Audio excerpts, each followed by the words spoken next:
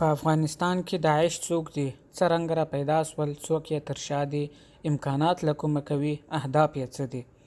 د دې ټولو پوښتنو جوابونه او د داعش د حقیقت معلومولو لپاره په دې فلم کې مختلفي صحنې یوځای شوي دي چې د افغانستان د مختلفو طبقو خلکو، حکومتي منسوبينو، سياسيونو، مطرح شخصيتونو، مدني او فرهنګي فعالانو نظرونه او خپله د داعش د جنګیاليو اعترافات پکې شامل دي. And Central Asia. Well, if there is ever a thing like that, I know that for a fact that there is no Daesh in Afghanistan, that it is not an indigenous product of Afghanistan, that it is not ours.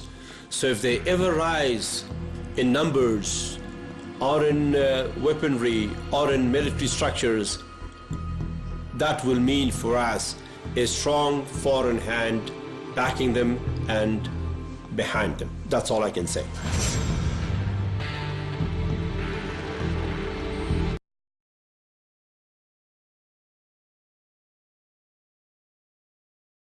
Is the Trump administration, the US government, working with ISIS in Afghanistan? In my view, under the full presence, surveillance, military, political, intelligence, Daesh has emerged. And for 2 years, the Afghan people came, cried aloud of their suffering, of violations. Nothing was done. And then they drop a bomb, the biggest non-nuclear bomb, on our people in the name of fighting Daesh. And the next day, Daesh takes the next district in Afghanistan. That proves to us that there is a hand in it. And that hand can be no one else. Your Excellency, you've said that Islamic State poses no danger to Afghanistan. However, recently groups who swore allegiance to IS have made gains in the area not far from Kabul. Isn't that a bit alarming? The Daesh or IS is not at all an Afghan element. It's totally foreign to Afghanistan. It has been brought to Afghanistan by foreign, elements, foreign powers. If there is ever a rise, and if it is true that Daesh has 3,000 members and fighters and weapons and all the means, then it means that there is a foreign force behind them, and that the foreign force is using Afghanistan for the training and for the equipping and for the promotion of IS, not mainly for Afghanistan, but for other purposes. So I'm very, very confident, ma'am, that this isn't Afghan, this force, that it has not originated in Afghanistan. We know the Taliban are Afghans, that we are sure about. We know their villages, we know their leaders. But I can tell you for a certain fact that Daesh has not originated in Afghanistan, and if it grows in Afghanistan, if it has more people in it, if it has more funds, if it has more weapons, if it has more fighting ability, then it is done by an outside force for an outside purpose, and which means a danger to this region. That's where Russia, China, India, and other countries should be aware and alert. Hamid Karzai, you told me on this show in 2015 that ISIL in Afghanistan has no ground here at all. There is no element, there is no medium for them to grow or rise or strengthen. And yet just this year, ISIL has carried out more than 20 attacks inside of Afghanistan. Afghan officials say there are more than 1,500 ISIL fighters on the ground in your country. Do you think you spoke too soon? No. What I meant there was that they are not Afghans, that they are foreign created, foreign nurtured for a foreign purpose, that they are not indigenous to us. But they clearly have support now inside of Afghanistan. They don't have any support inside Afghanistan.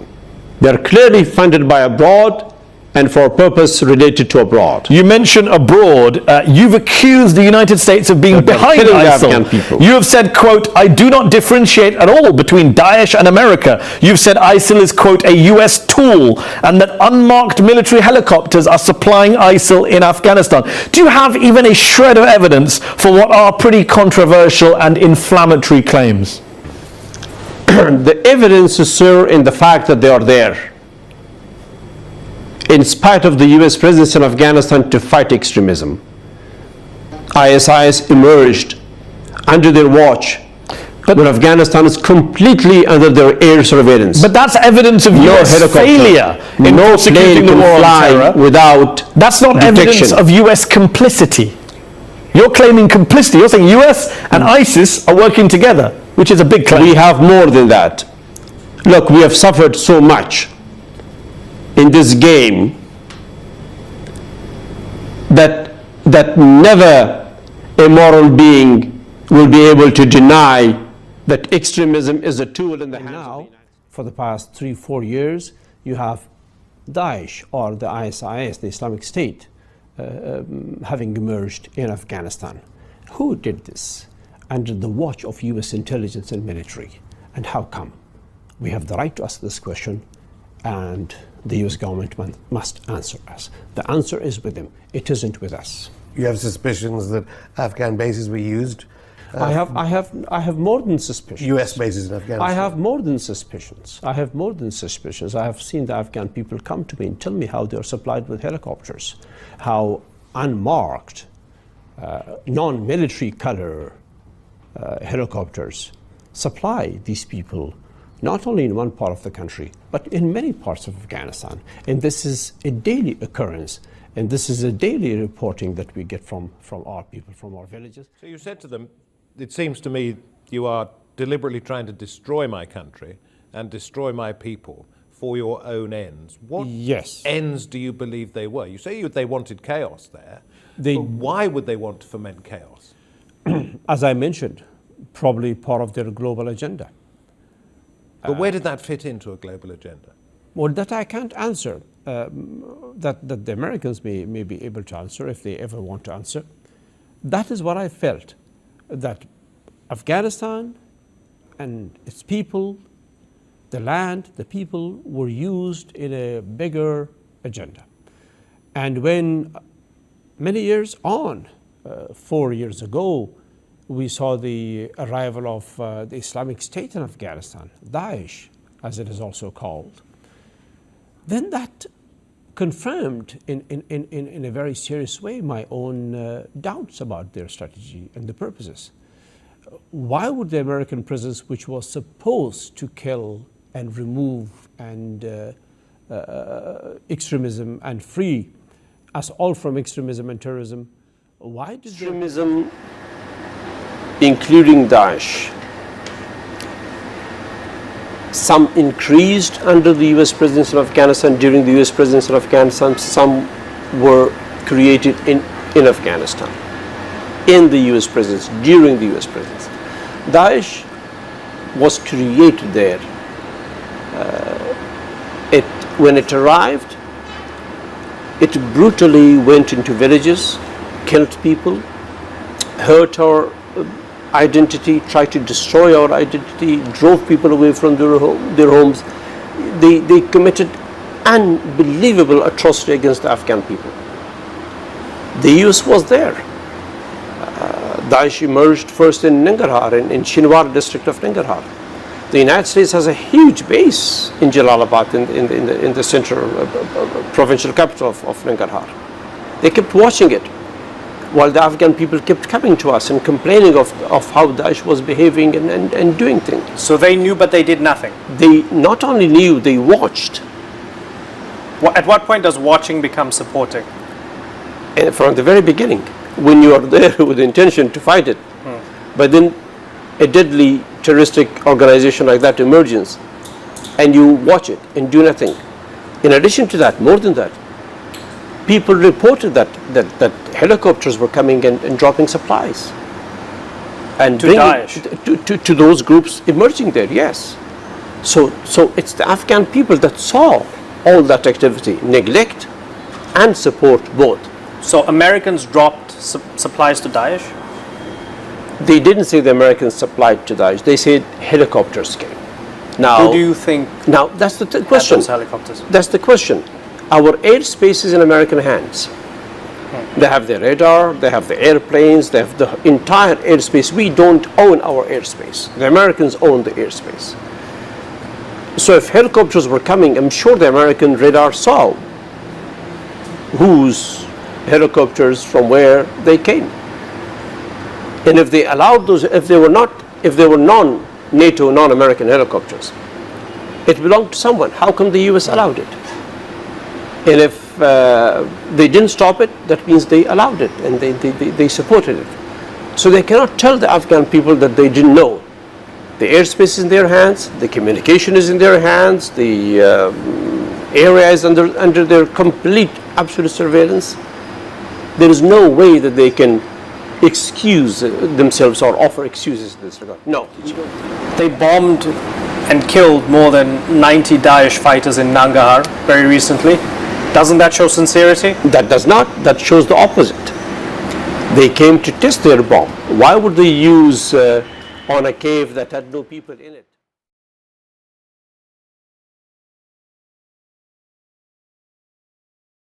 ظاهر قدیر تر دې ورها خوا ادعا کوي چې ګواکې په ننګرهار کې د داعش امنیت حکومت ساتي. به خدا ذات خدا قسم میخورم امروز از امو منطقه معاصره انداختن تانگ و توپ و چیزا دار خورده او معاصره نیست امنیت از او مردم نگاه میکنن برعکس امنیت دشمن افغانا را نگاه میکنن امنیت قاتل اولادای ما را نگاه میکنن.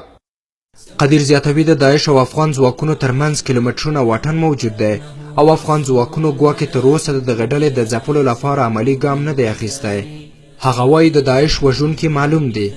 ولاگه اردو رفته بتانه ولاگه پولیس رفته بتانه و یا میگن که ما 5,500 و 600 داعش کشتیم بیان که ما بیشتر ننګرهار کې چې کله طالبان او داعش خپل منځ کې جنگ کوي تیاری راځي طالب ولي داعش نه ولي داعش ته سلاح رسیږي داعش ته مهمات رسیږي که دشمن وي خو دواړه د افغانستان دشمن دی. شما از نازیان بگیرین نازیان یکی از ولسوالی های شینوار است تا به خوگیانی بیاین امی چیز نقاط استراتژیک و بلند که است همگیش در دست داعش است. شما امروز در ولایت دیگه شما در بادغیس دیدین شما در جوزجان دیدین شما در سرپل دیدین که یا چقدر رشد کردن و پیش می روند و حکومت نگرفته جلویش تا بالا کنیم و برعکس اگر امکانات داعش شما ببینین شما عقلتان کار نمیکنه او دوربینای شب که داعش داره او را حتی حکومت ما نداره او سنایپرها را که داعش داره او را حکومت ما نداره بیاین که از اینجا شروع کنیم که داعش از آسمان مفته از کدام راه ها می آید اینجا خب ما اردو داریم اینجا خب ما پلیس داریم اینجا خب ما جامعه بین المللی داریم این هزارها داعش از کجا می آید آیا یا خبر نمیشن چرا از جلوگیری نمیشود من میالم براتون میگم که داعش اگر در پشتش کسی نباشه داعش یک قدر قوی و یک قدر پر امکانات نیست که افغانستان واری یک کشور و افغانستان و افغان واری یک ملت بزانو دریاره این ملت شما میفهمین این امپراتوری انگلیس بزانو شانده این امپراتوری روس بزانو شانده دیگه داعش هیچ چیزی نیست. خب متاسفانه که حکومت توجه خاصی نداره و بالخصوص جامعه بین المللی در این مورد کاملا سقوط اختیار کرده. از این باید ما چی تعبیر کنیم یا چی من یو څو خبرې دي چې هغه کوم او عیني شاهدان هم بیا ورته لرم که ضرورت څه چې راولو ورته 3 ورځې مخکې په نړۍ اوبو کې چې ننګرهار کې یو منطقه ده یو کانټینر اسلحه داعش ته سپارل شوې ده شاهدان یې لرو آیا دا ورته د ځمکې نه راځي عسکر دلته دی پوسته دلته ده داعش دلته راځي عسکر خبر نه دی پولیس خبر نه دی اردو خبر نه ده پوستې پرتې دي مګر هم داعش وخته ولسوالۍ نیولې ده د دې نه 10 ورځې مخکې د بیسودو ولسوالۍ مربوط بارابات ورته وایي یو کلی دی هلیکاپټر کې وتی دی او 50 کسان داعش هلته کې ویستي دي موږ حیران یو چې دا څوک موږ حلالوي دا څوک موږ شهیدانوي آیا دا امریکایان دي آیا دا حکومت دی که داعش دی او که داعش دی داعش څوک سپورټوي موږ د دې ځواب د حکومت نه غواړو. ګورئ داعش یو زه به تاسو ته یو ډېره جالبه خبره وکړم دا ما نه د یاده وتلې وه داعش او طالب به په اماراتو په شینوارو کې ونښتل منځ کې به یې جنګ و د پاسه به تیاری راغلی طالب به وویشتو داعش به یې پرېښودلو طالب او داعش به په چپریار کې جنګ و داعش باندې به چې زور راغی د ملي اردو بیس څنګ ته به نږدې راغلل او طالبانو نه باندې به بیرته د ملي اردو د بیس نه ډزې کېدلې او دا شاهدان عیني شاهدان لري یو نه دوه نه لس نه شل نه چې کله وخت راغی هغه به ټول درته تلویزیونو ته راولم او تلویزیونو کې به یې درته کېنوم چې اوس ورته غوږ شئ چې دا خلک څه وایي ما داسې برداشت وکړ چې تاسې د امنیت شورا شخصا ښاغلی اتمر په دې متهموئ چې د داعش د پروژې زمینې برابرولو یوه برخه ده هو یا نه دا کارونه ښاغلي اتمر کړي که تاسو فکر وکړئ چې هغه وخت کې د پاکستان سره امنیتي تړون امضا شولو موږ په ولسي جرګې کې د دې څومره په کلکه مزاحمت وکړلو موږ دا نه منله ځکه دا د هغه پروژې یوه برخه ده چې نن ستا بلې چې نن ستا اردو پکې په توافق سره داعش ننګرهار ته راغلی دی نو تاسو څه فکر کوئ آیا د حکومت ړوند دی آیا د حکومت کوڼ دی آیا د حکومت نه ګوري بیا چې وخت راغی نه بیا داسې دلیل هم ویل کېږي حکومت د ناغړي کوي مثلا تنبلي کوي دا کارونه کوي ولې کله که دا ادعا کوو چې دا د پروژې یوه برخه ده دا طبعا اسناد غواړي ګورئ وخت سره به دا ټولې خبرې معلومه شي آیا په همدې ولایت کې آیا ته څه وایي چې په مرکزي حکومت کې دا بحث نه ده شوی چې داعش موږ ته ګواښ نه دی داعش ښه کارونه کوي داعش ظاهر قدیر ادعا کوي چې د ننګرهار داعش ډلې د لومړۍ لیکې جنګېدونکي جنګیالي پلازمېنې کابل ته راځي له حکومتي چارواکو سره ګوري او له سفارتونو مشورې ترلاسه کوي امیال شما خبر دارین مسئولین قماندانای خط داعش به خدا قسم از در کابل زندگی میکنن به خدا قسم از در سفارتها میروند به خدا قسم از در ادارات امنیتی ما میروند امسال با جنگ در زمستان تابستان روبروستی چرا که دشمن در داخل است پیش از بیرون می آمد کلگی امکانات دولت اموی نداشت برش داد رنجر نداشت برش داد اسلحه نداشت برش داد دیگه چی برش پیدا کنه معاون نخست مجلس مدعی است که هلیکوپترهای ناشناس در مناطق تحت تسلط داعش نشست می کنند و به این گروه کمک می رساند. او میگوید پاسخ مسئولان برای او در این خصوص این بوده است که هلیکوپترها به خاطر مشکلات فنی نشست انجام میدهند. دا څو ورځې تیاری د ننګرهار په مختلفو ځایونو کې نشست کوي تورغر کې چې تورغر یوه ډیره مهمه نقطه ده هغې نه کابل جلال آباد لار کاملا تهدیدیږي چې پوښتنه وکړي وایي تیاری عوارض پیدا کړی و او تیاره کرایي تیاره ده تاسو اوس په دې کې ورګډ شوي یاستئ داعش پروژه بلل کېږي تاسو هم پروژه بولئ یا حکومت په دې تورنوئ چې سپورټ کوي ملاتړ یې کوي د دې ګټه څه ده حکومت ګورئ چاته حکومت ته خو ما تاسو ته ویلي چې دا حکومت آیا ته څه فکر کوي چې د افغانستان حکومت په رښتیا د افغانستان رئیس جمهور اداره کوي که بعضې سفیران اداره کوي د دې واقعیت نه به سترګې نه پټوئ که د رښتیا افغانان هستئ او خپل شاته تاریخ ته وګورئ ای کاش چې د افغانستان د حکومت اداره زموږ په خپل لاس کې وای ای کاش چې دا د بهرنیو سفیرانو په لاس کې نه وای د حکومت پکې هیڅ ګټه نشته ده خو حکومت مجبوره دی چاره نه لري ځکه چې دوی د بل چا مامورین دي دوی کش کې د ولس خادمان د ولس غلامان او د ولس عسکر وای نو هغوی مجبور دي د پیسو لپاره د امکاناتو لپاره خپل د قدرت د دوام لپاره دا پروژې تطبیق کړي خارجیان چې ولې تطبیقوي په هغې هر څوک پوهیږي وروره چین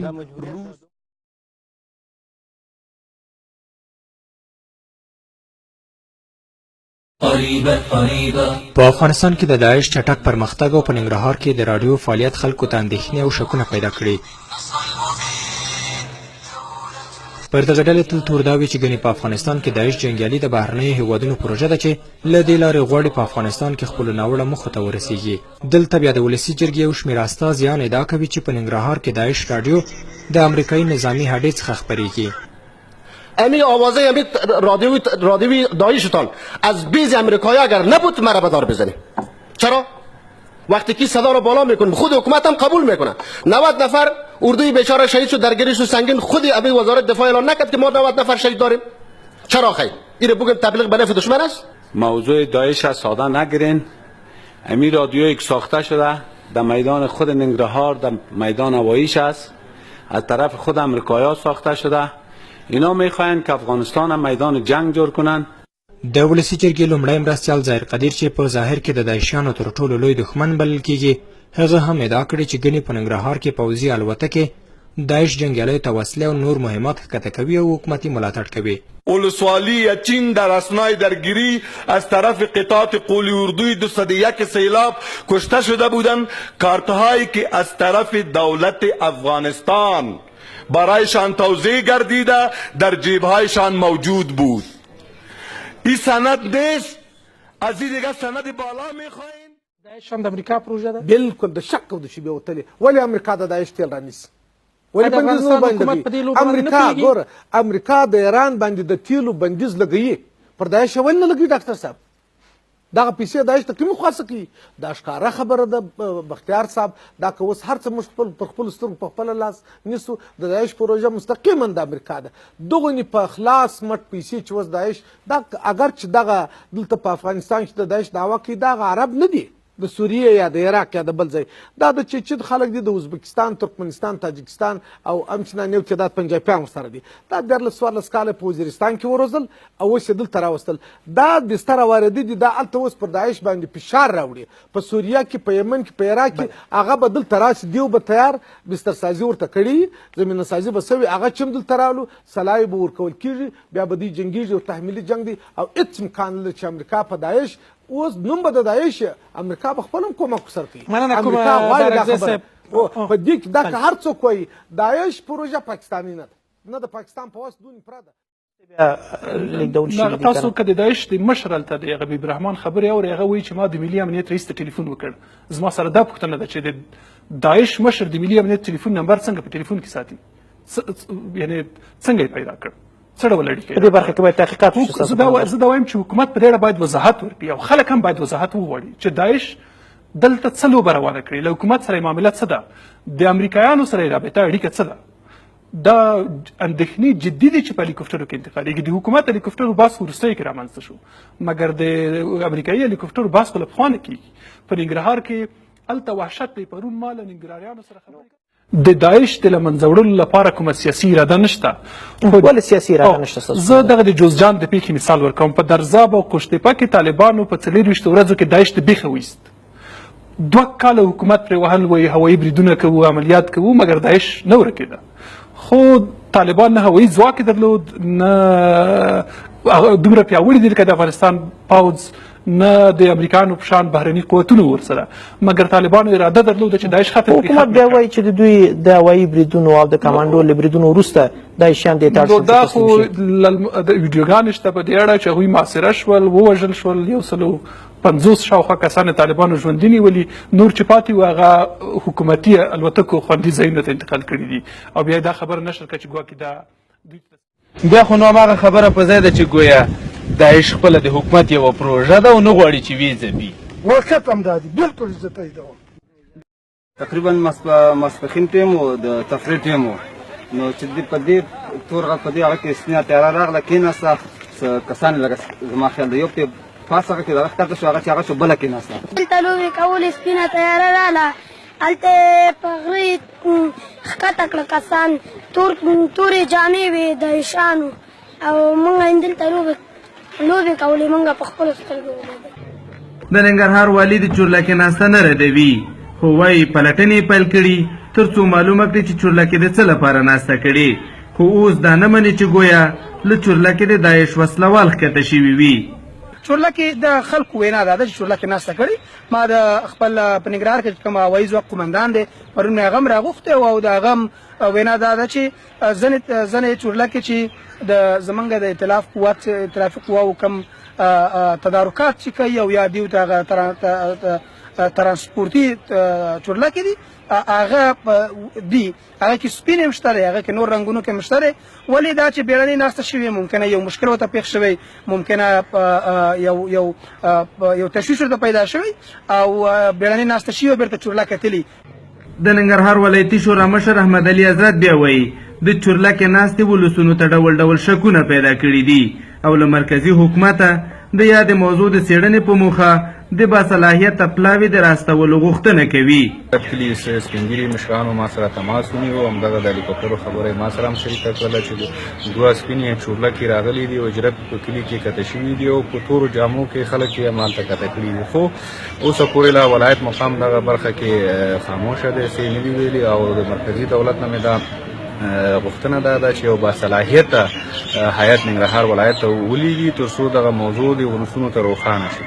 د سیمې خلک وایي که اندېښنو ته یې ځواب ونه ویل شي نو له سیمې به کډوال شي. د چارو شنونکي هم د داعش وسلوالې ډلې وروستي پرمختګونه ټکان ورکوونکي بولي او له حکومت نه د دوی د مهارولو جدي غوښتنه کوي. عبداللطیف احساس، شمشاد راډیو.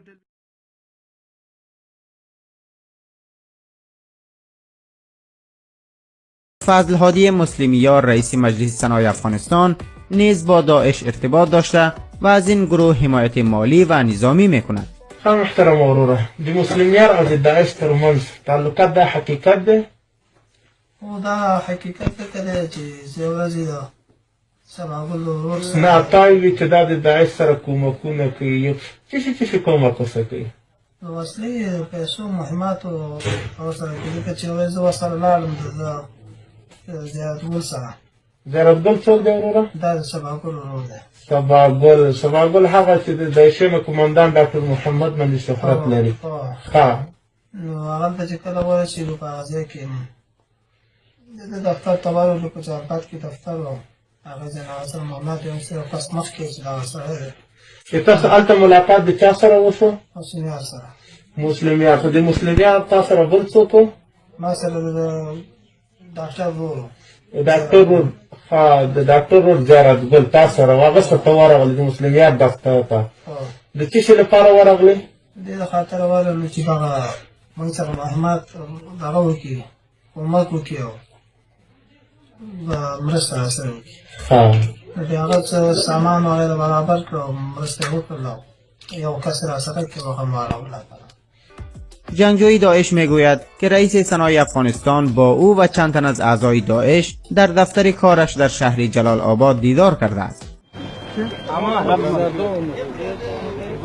اسم من حبیب الرحمن است. تقریبا 1 سال می شود در گروه داعش. در افغانستان مشکلات‌های وجود دارد و یک گروه با گروه دیگری می جنگد. حتما توجیهات خود داره و هر تقدیر فعلا ما از این خشونت بود که جنگ و از این خسته شدیم و بالاخره به پروسه صلح پیوستیم. بنابراین ما با رئیس صاحب امنیت در تماس شدیم، خود ما در تماس شدیم که از این جنگ و از این گپا به کل خسته شده ایم، راه حل قضیه را برای ما پیدا کنیم. بنابراین رئیس صاحب در واقع بسیار از ایشان تشکر میکنیم، رسیدن گفتن که ما راه حل قضیه را پیدا میکنیم، بیا با پروسه صلح پیوست شد. خواستیم میدان میتونیم که اولا ما به تمام مردم معلوم است شخص خشین و خشونت پذیر یا خشونتناک نبودیم که تمام مردم میدانند، ولی یک احساساتی بود که مرا بنابرگو در اون جمع شما میتونید که از مردم پرسان بکنید، باور بکنید هیچ روزی نبود که بالای ما یک مشکلی از طرف همین دولت به وجود می آوردن، همین مشکلاتایی بود. به لحاظ به یک احساسات برآمده بودیم، ولی به کلی از جنگ خسته هستیم و نمیخواهیم که دوباره به تپه جنگ بکنیم و دولت اگر میخواهد که در چوکات دولت و الا میخواهیم به حیث یک فرد عادی و یک شهروند میخواهیم که به یک زندگی عادی خود با استفاده از موقع یک روز از ساعت 5 صبح تا ساعت 11-12 بجه روز در حدود 240 نفر از گروه تروریستی داعش در تصمیم نیروهای امنیتی شدند که در پرواز اول تقریبا 100 نفر افراد از جمله به شمول مولای عبدالرحمن خانشاهی صحنه بودیم یا اتفاق شده در مرکز 4 بار طیاره به استفاده از این محصول داریم.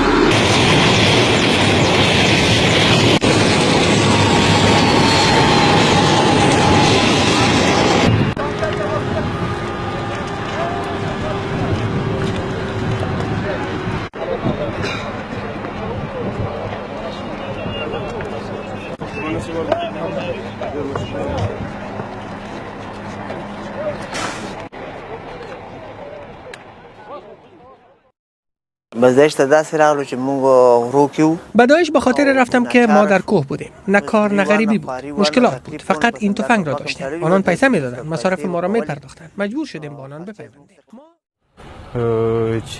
چین ولا شو دغه نور روس ولا د کومې لارې راځي نو بس دا بیل بیل علاقو باندې راسي دا خو بس مشرانو سره په لین کې وي داسې پاته نه لګي څه ته او مرمۍ وسایل مهمات دام له کومه دا خو مخکې خو د خپلو خیبر کې ډیپوګون و هغه نه راړولی که نه ډېره اسلحه بیا دلته ډرونونو څه پکې د بمبرونو خرابه که اوس هم بس د بار سیټ باندې راسي وزیر تورې بورې دغه لین باندې روځي پاته یې لګي نه په کوم ځای کې تاسو ته روزنه درکوي د دغه ځانمرګي برید یا د فدایي؟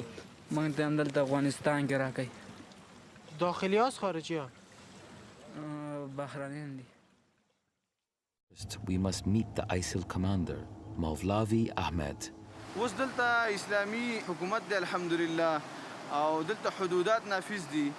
مونږ چې د کوم وخت نه د اسلام په صف کې ولاړ یو د جهاد په صف کې ولاړ یو نو دغه ساحه چې دا الحمدلله دې ته اوسه پورې امریکایان نه دي راغلي. نوم دې څه دی؟ ابراهیم. د پلار نوم؟ سرنارولی. او شپر دې څه دی؟ عمر. د کوم ولایت یې؟ کولان. کومې ولسوالۍ؟ اسمار. او د کوم کلي؟ سیور. ښه چېرته تللی وې؟ داعش ته. ښه څومره وخت تېر کړو؟ 2 میاشتې. 2 میاشتې؟ او څه شی دې وکړو 2 میاشتو کې؟ 20 ورځې ټریننګ دې وکړو. ښه ټریننګ چا درکولو؟ 10 ورځې امریکایانو 10 ورځې بینو. 10 ورځې امریکایانو؟ ښه څه درته پکې ویلي؟ امریکایانو د اصلحې درس راکول.